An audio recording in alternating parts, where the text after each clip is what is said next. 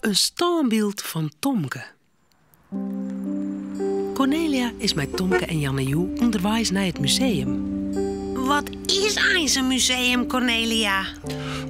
Nou, dat is een groot gebouw dat ze al je mooie of oude dingen bewaren. Is dat mooi? Ik ga liever nieuwe dingen. Oh, ik vind het wel mooi. Oh, en Jim ook wel, denk ik. Bij de ingang keep je ze een kaartje en dan maaien ze het museum in. Kom, geef het deze kant uit. Matje Jerresjen, wat een prachtige schilderijen hingen hier. Vind je die net mooi? Nou, als ik hier wat is goed? Of filmpjes? Dat weet ik net. Misschien op een oorplakje. Maar ik wil eerst wat besjen. Janne-Joe vind ik net zo volle onder schilderijen. Ze shot om haar hinnen. In een hoekje stiet een grote man met een helm op de holle. Hij had een groot zwut in de hand. Master Sjen, Tomke. Zo'n gekke man stiet daar. Dat is een ridder. Maar dat zwut kan een vjochtje. Ridders die ben heel stoer en heel sterk. Die dwarren alles. Janne-Joe doet een stapje achteruit. Ze vindt het wat griezelig. Wat stiet er nou met de Sjen? Hij is net echt. Nee toch, Cornelia? Nee, hij is van steen. Het is een beeld. Een standbeeldje, zoks. Janne-Joe rent er heel voorzichtig in. Ze vielt met een vinger. Ja, van steen. Nep. Keust je dat? Maar toen moest er net aankomen, Janne-Joe. In een museum moest niet aanrijden. Oors wordt de oppasser lelijk. Een oppasser? Het is toch geen dierentuin? Dat jitsa, man. Een suppost, zei ze wel. Maar Tomke jet het al net meer. Hij huppelt het verder. Inien betinkt er een grapke. Als ik nog eens. Hij rent nog een eindje tro en dan gaat er bij de moren staan. Heel stil. Heel stil. Nou denken ze dat ik echt een standbeeld ben. Tomke hark het scherp. Jette daar voortstappen?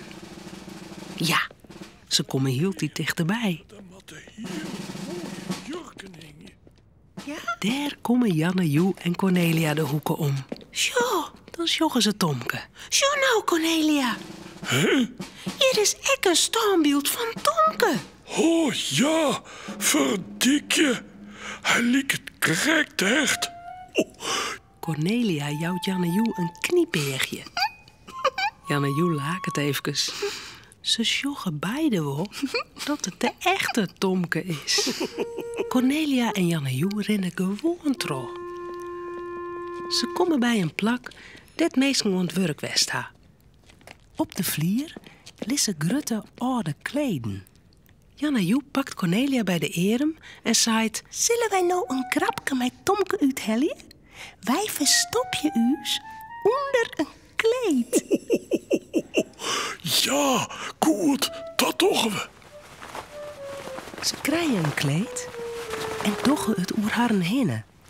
Ze staan heel stil te wachten. Tomke zal weer achter Janne-Joe en Cornelia aan. Maar We binnen Cornelia en Janne-Joe nou. Tomke rent door de kamers. De ene kamer in, Cornelia, de oren weer uit. Janne-Joe, Maar Cornelia en Janne-Joe shot er net. we binnen hem. Tomke ziek het overal, Nou, maar hij kan ze net vinden. Hij ziek het en ziek het. Maar Cornelia en Janne-Joe shot er net. wie romke je nou maar?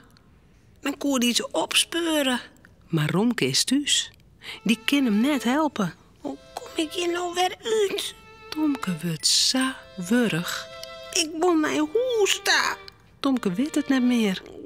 Hij ploft op een groendel en zal beginnen te goelen. Maar dan jet er een loertje. Er risselt wat. Ik heb wat. Tomke shot om hem heen. Dicht bij hem staan staanbeelden. Een grutte en een lietse. Ze zitten inpakt in een kleed. Hé, die ene die had kreksokken voeten als Cornelia. En die oren die... Nou, zijn sokken kon naar Janne Joe ek. Tomke gaat doorheen. Heel voorzichtig rent er naar de staanbeelden ta.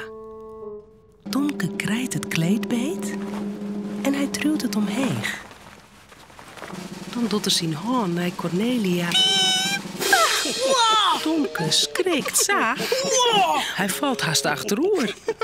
Janne Joe en Cornelia nog het kleed aan de kant en Leidje.